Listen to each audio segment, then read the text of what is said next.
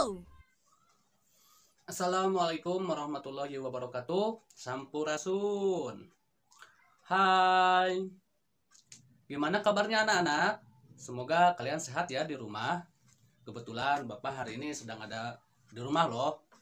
Oh ya, tidak lupa Bapak ucapkan banyak terima kasih buat ayah dan bunda di rumah yang sudah membantu dan membimbing putra-putrinya untuk selalu melaksanakan tugas gerak atau belajar gerak PJOK. Oke, pada kesempatan ini ketemu dengan Pak Gun, sahabat KKG PJOK. Sebentar lagi kan mau penilaian akhir semester 1 ya tentunya. Nah, Bapak akan coba bantu kalian untuk bahan referensi belajar. Kita akan membahas, mengupas, kupas tuntas materi pengetahuan LKPD, PJJ, BDR, PJOK. Mudah-mudahan ini bermanfaat buat kalian. Bapak akan bahas dari pertemuan ke-1 sampai pertemuan 16. Simak baik-baik materi dan videonya ya. Perhatikan gambarnya, contoh gerakannya, definisinya, manfaatnya ya. Mudah-mudahan nanti pada saat ulangan apa yang Bapak bahas ada di situ semuanya. Oke, yuk kita coba tuntaskan materi pengetahuan LKPD, PJJ, BDR, PJOK. LKPD PJOK pertemuan ke-1 sampai ke-3, permainan bola besar. Kita belajar tentang bola basket. Yang pertama, apa itu permainan bola basket dan bagaimana cara berlatih bermain bola basket? Bola basket adalah olahraga permainan bola besar yang dilakukan secara berkelompok dan dimainkan oleh dua tim yang berlawanan. Masing-masing tim memiliki 5 orang anggota. Setiap tim harus berusaha mencetak poin sebanyak-banyaknya dengan cara memasukkan bola ke dalam ring lawan. Salah satu cara berlatih bola basket kita pernah melakukannya yaitu latihan gerakan melempar bola dengan berdiri dan mengayun lengan untuk mengumpan di atas kepala. Yang kedua, kita pernah berlatih memegang dan memantulkan bola dengan meluruskan lengan. Sejarah diciptakan permainan bola basket dimulai pada tahun 1891, tepatnya pada tanggal 15 Desember yang ditemukan oleh Dr. James Naismith. Di Indonesia sendiri, permainan bola basket dulunya sudah pernah didaftarkan pada salah satu ajang bergensi Pekan Olahraga Nasional atau disebut PON pada tahun 1948 yang berlokasi di Solo. Akan tetapi, faktanya olahraga bola basket ini baru diakui di Indonesia secara resmi pada tahun 1951. Selang beberapa tahun kemudian, organisasi ini berubah nama menjadi Persatuan Bola Basket Seluruh Indonesia atau dengan nama Perbasi yang bertujuan untuk menyatukan seluruh organisasi bola basket yang ada di wilayah Indonesia.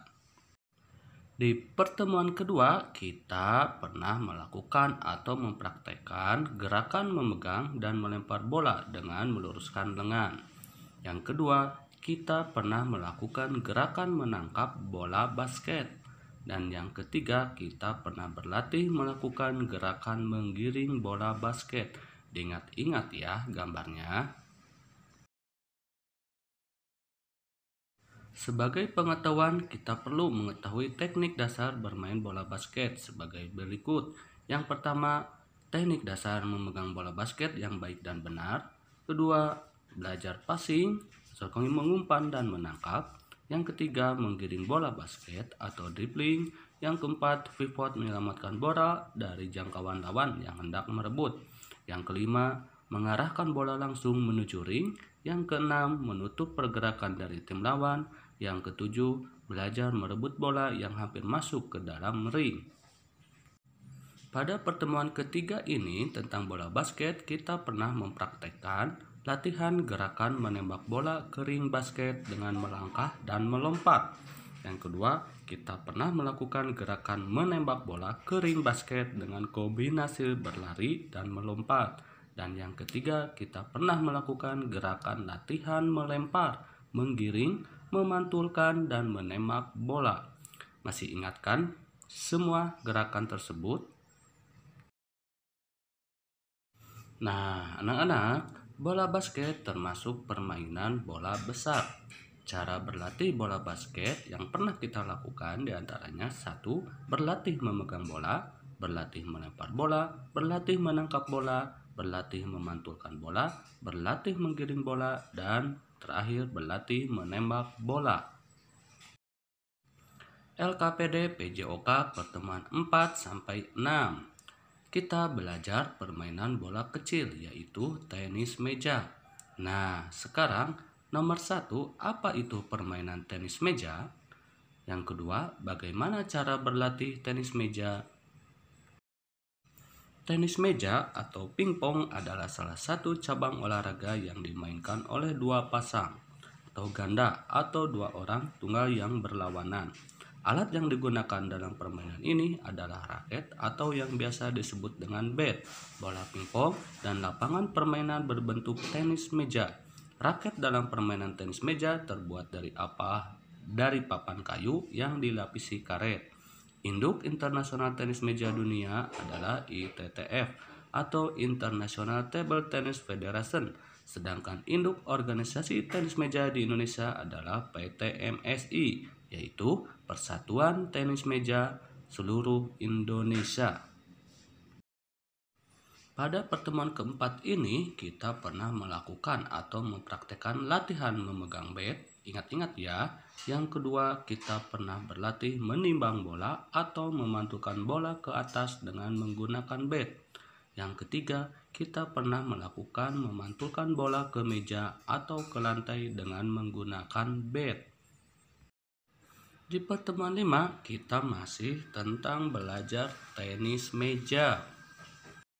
Salah satu contoh gerakan pada saat kita latihan yaitu melakukan pukulan forehand menggunakan bola dan bat ke dinding. Yang kedua, kita pernah berlatih memantulkan bola ke meja atau ke lantai dengan menggunakan bat. Melakukan pukulan backhand dan forehand bola dilambungkan ke arah teman. Dilakukan berpasangan atau kelompok yang melakukan pukulan bergerak pindah tempat dengan segera.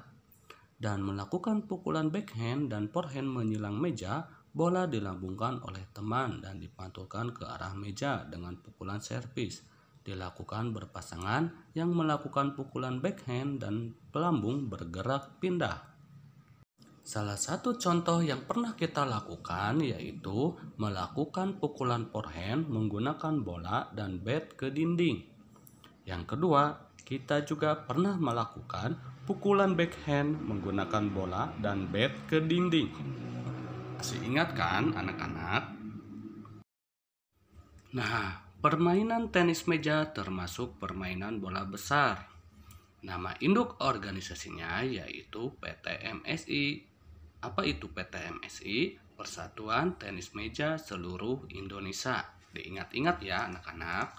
Nah, cara berlatih tenis meja diantaranya yang pernah kita lakukan yaitu pertama berlatih memegang bat, yang kedua berlatih menimbang bola, ketiga berlatih memantulkan bola, keempat berlatih pukulan forehand, dan yang kelima berlatih pukulan backhand. Harus diingat-ingat lagi ya. LKPD PJOK pertemuan 7-9 kita belajar gerak tentang atletik. Nah, yang pertama, apa itu sih atletik? Yang kedua, apa saja cabang olahraga dalam atletik? Dan yang ketiga, bagaimana cara berlatih cabang olahraga atletik?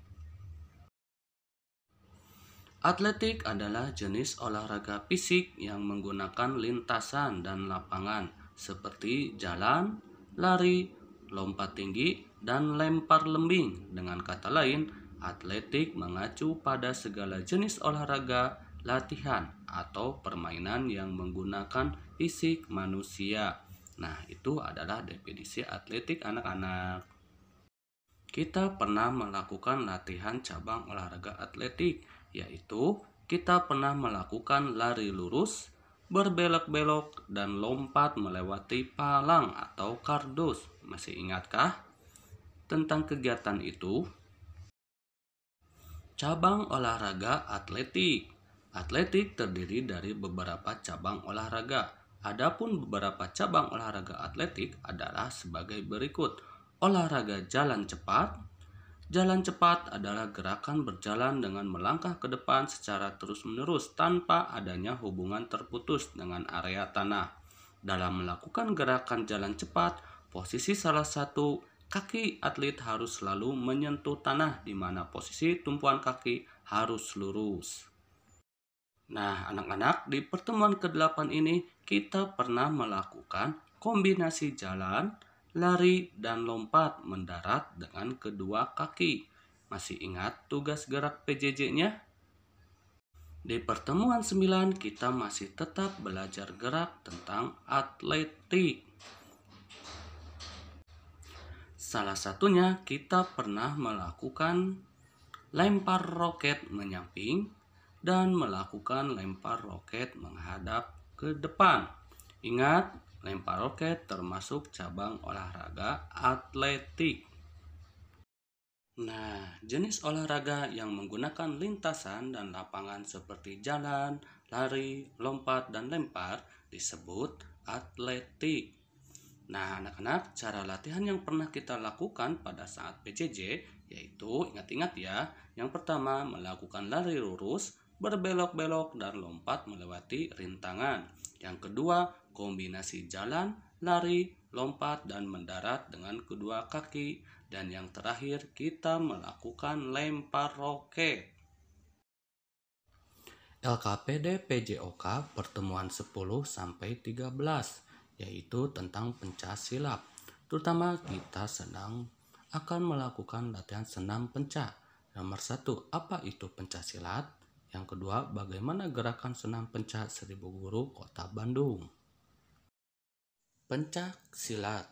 Dalam sejarah perjuangan melawan penjajah Belanda, tercatat para pendekar yang mengangkat senjata seperti Panembahan Senopati Sultan Agung, Pangeran Diponegoro, Teuku Cikditiro, Teuku Umar, Imam Bonjol, serta para pendekar wanita seperti Sabai Nan Alu, Cut Nyadin, dan Cut Nyak Mutia pada tanggal 18 Mei 1948. Terbentuklah Ikatan Pencaksilat Indonesia (IPSI). Kini IPSI tercatat sebagai organisasi silat nasional tertua di dunia. Pada 11 Maret 1980, Persatuan Pencaksilat Antarbangsa atau Persilat didirikan atas prakarsa Edi M. Nalapraya dari Indonesia, yang saat itu menjabat Ketua IPSI. Acara tersebut juga dihadiri oleh perwakilan dari Malaysia, Singapura, dan Brunei Darussalam. Keempat negara itu termasuk Indonesia ditetapkan sebagai pendiri Persilat. Nah, anak-anak, kita telah berusaha belajar untuk melestarikan pencaksilat, salah satunya dengan mengikuti gerakan senam penca 1000 Guru. Yang pertama, kita pernah melakukan gerakan hormat silat. Yang kedua, sikap bersedia. Yang ketiga, kita pernah melakukan latihan langkah kaki dan langkah kuda-kuda dalam senam penca 1000 Guru. Masih ingat kan gerakannya? Nah, anak-anak, di pertemuan 11 kita membahas tentang teknik pencaksilat. Yang pertama, sikap kuda-kuda. Sikap kuda-kuda merupakan sikap dasar dengan posisikan tertentu sebagai dasar tumpuan untuk melakukan sikap dan gerakan bela serang. Berikut teknik pencaksilat pada sikap kuda-kuda. Antara lain, yang pertama kuda-kuda depan, yang kedua kuda-kuda ke belakang, yang ketiga kuda-kuda tengah, yang keempat kuda-kuda samping, dan yang kelima kuda-kuda saling depan dan silang belakang. Masih ingat nggak latihan itu? Nah, di pertemuan ini kita pernah melakukan latihan kuda-kuda. Setelah itu dilanjutkan dengan gerakan pukulan dan dilanjutkan dengan pukulan silang dan pukulan jeblak. Masih ingat gerakan senam penca tentang itu?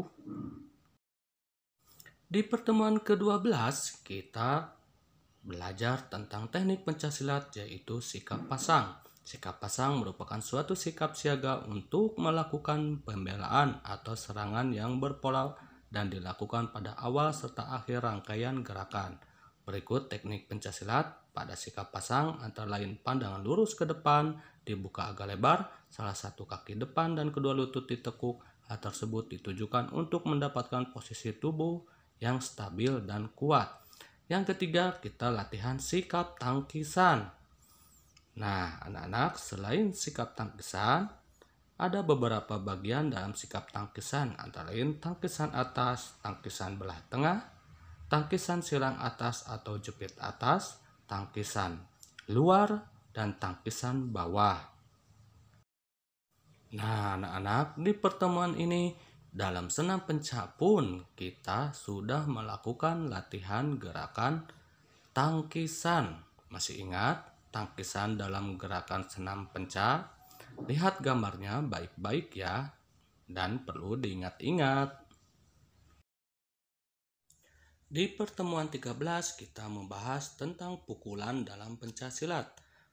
Pengertian pukulan dalam pencaksilat adalah serangan yang dilakukan menggunakan tangan kosong sebagai komponennya.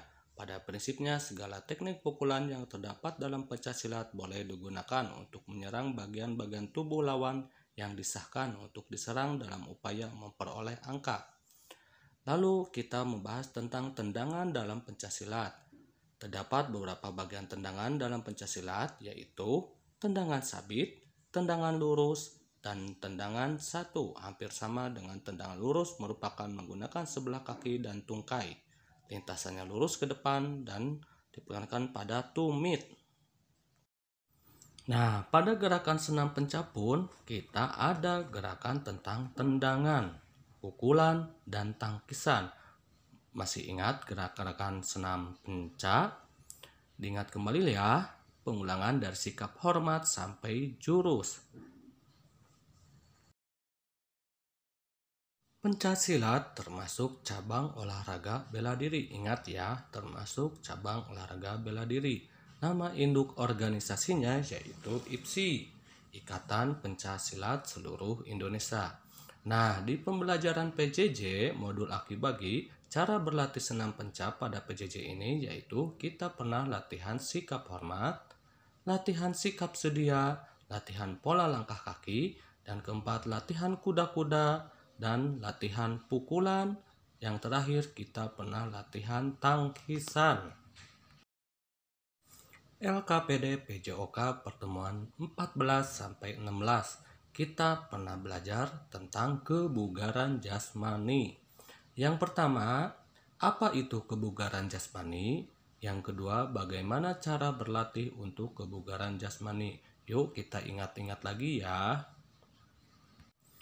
Kebugaran jasmani adalah keadaan seseorang untuk melakukan kegiatan sehari-hari tanpa merasakan kelelahan yang berarti. Semakin baik kebugaran jasmani, akan semakin banyak pula aktivitas yang dapat dilakukan tanpa mengalami kelelahan. Kebugaran jasmani dapat dilatih dan ditingkatkan dengan latihan rutin dan tepat. Nah, anak-anak, kita pernah melakukan dan mempraktekannya tentang kebugaran jasmani, yaitu yang pertama kita pernah mempraktekkan lompat tali selama 30 detik sampai 60 detik. Yang kedua, gerakan sit up sampai 30 detik atau sampai 60 detik. Dan yang ketiga, kita pernah melakukan gerakan push up selama 30 detik atau 60 detik. Coba lihat gerakannya atau gambarnya baik-baik. Nah, anak-anak, jangan lupa kita pernah cara memegang denyut nadi. Perhatikan gambarnya baik-baik, cara memegang denyut nadi. Oke? Aktivitas kebugaran jasmani yaitu satu, dapat melatih latihan kekuatan. Kekuatan merupakan kemampuan otot dalam menerima beban sewaktu bekerja dalam waktu tertentu. Latihan kekuatan meliputi latihan push up, menggantung tubuh, latihan sit up, dan latihan back up. Dan latihan kecepatan. Kecepatan merupakan kemampuan seseorang untuk berpindah dari satu tempat ke tempat yang lain dalam waktu sesingkat mungkin. Semakin cepat berpindah ke tempat yang lebih jauh, maka semakin baik kecepatannya. Latihan kecepatan dapat dilakukan dengan berbagai bentuk latihan, diantaranya lari sprint dan lari berulang-ulang.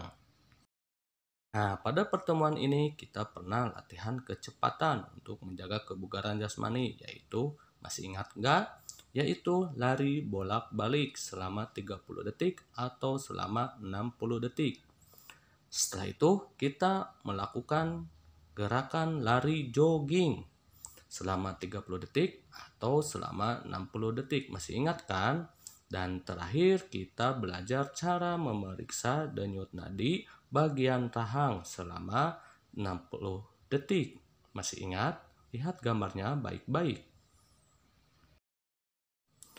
Aktivitas kebugaran jasmani yang ketiga yaitu latihan kelincahan.